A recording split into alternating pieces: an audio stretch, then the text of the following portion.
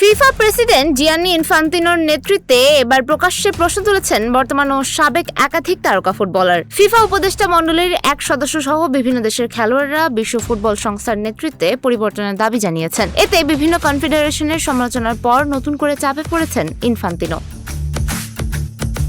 সাবেক Manchester United defender Mikael Silvestre FIFA players voice প্যানেলের পক্ষ থেকে একটি বিবৃতি প্রকাশ করেন। বিবৃতিতে ফিফার বর্তমান নেতৃত্বের অধীনে ফুটবলের মূল মূল্যবোধ থেকে সরে যাওয়ার অভিযোগ তোলা হয়েছে। সেখানে বলা হয়েছে, বিশ্বজুড়ে ফুটবল প্রেমীদের মতো খেলোয়াড়দের মধ্যেও ফিফার নেতৃত্ব নিয়ে উদ্বেগ তৈরি হচ্ছে।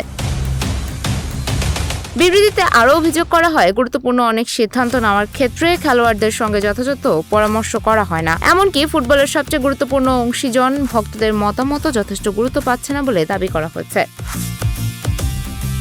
এবার খেলোয়াড়দের প্রকাশ্যে বিরোধিতায় ইনফান্তিনোর নেতৃত্বের ওপর চাপ আরও বাড়ল। বিবৃতিতে ফুটবলের ভবিষ্যৎ নিয়ে সব স্টেক হোল্ডারকে একসঙ্গে এগিয়ে আসার আহ্বান জানানো হয়েছে। বিবৃতির শেষ দিকে বলা হয়েছে, সাম্প্রতিক ঘটনাবলীর পর আর নীরব থাকা সম্ভব নয়। ফুটবলের ভবিষ্যৎ নতুন করে সাজাতে প্রয়োজনীয় পরিবর্তনের জন্য সংশ্লিষ্ট সবাইকে এগিয়ে আসার আহ্বান জানানো হয়েছে।